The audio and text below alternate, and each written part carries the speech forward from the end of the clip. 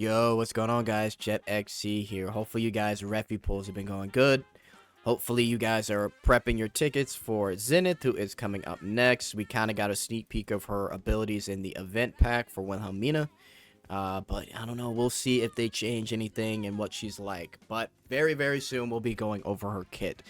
And by the way, for those of you that are like super casual, but you're trying to learn the game, a little tip for Fiend Hunt that I think a lot of people may have passed over. There is now a recommended button. They added this, I think, 2 patches ago. But if you go to the recommended button, they will give you some of the highest damage dealers currently that are on the leaderboards, and you can just copy their teams, right? And for a lot of you, you may not know how their kits work, but it's a really easy way for you to just take these teams and understand at least why they're picking who they picked, right?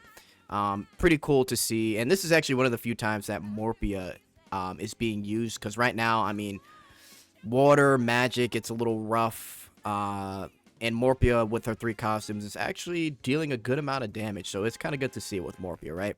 But yeah, definitely use the recommended tab if you want to at least help yourself climb when it comes to the Fiend Hunt, so you can get those tickets for the next unit coming out. And like I said, in a couple videos I did, hopefully for veteran players, there's a way to get those red draw tickets. We'll see. Again, that's something that I'm really paying attention to. So anyway, I wanted to talk to you guys because there is some sort of a rumor or a leak that I was told. I don't know how true this is, but it comes from GameKey. If you guys don't know GameKey, it's like a Korean version of Pride. They do guides, they look over stats, right? They do basically what Pride does, but it's just the Korean version. And this was posted 4 days ago, and it's apparently some type of insider, right? And they were kind of going over Refi's kit, but before that, they said, and this is just roughly translated, but apparently there is a cow series that is supposedly the Browndust2 team is working on. And they said Therese is included in that. So apparently it's supposed to be a group of characters. I don't know how. Again, I have no way of knowing this. I could possibly believe it. And the reason I would believe it, at least for Therese, is because that could be a prestige skin, right? They said they're coming up with another prestige skin in August. So maybe that could be the series or part 2 of the summer series, right? Because after Colleen, there's still going to be a couple other units that we will be getting. Maybe they do a few characters in that Cowprint series for this whole 3-month summer event. That could actually happen, right? So we'll see.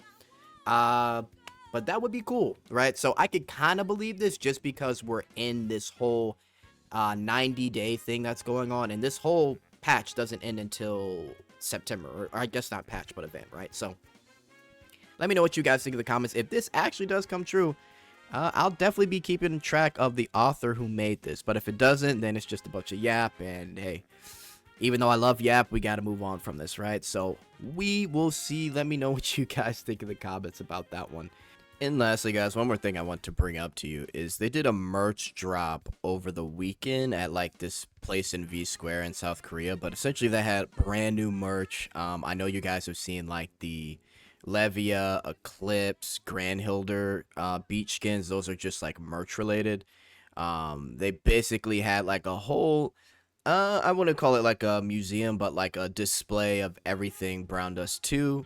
Kind of going over like the beginning of Browndust2 and where it's at now. And it seemed to be pretty successful. They had a lot of people come through. But yeah, all the new merch that they've shown on the internet, people essentially went there to go take a look at, and it will most likely be released globally later. Pretty cool. This right here, this basically gives like the history of like how they started, and then it goes all the way around to where they're at now. They actually like mention like Eclipse and how important she was.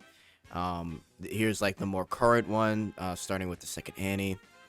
And yeah, it's pretty cool. It's good for Browndust2, honestly. Here's some more stuff here. They've got little chibi figures that will be coming soon. So they're really dropping the merch. It's good to see, right? Because it's kind of spreading the word for Browndust2, and it really shows that it's gotten really popular too as well. And one more thing too, I guess, just to add, but I think we already know this at this point. Wilhelmina is way ahead of all the competition. Um, but it's still interesting to see that Lowen and Nebris are still, like, after Eclipse is gone, they're still like very, very popular. So I think eventually we will see something with those two, especially Lowen and Nebris. But I do like the fact that Blade and Liberta are right next to each other.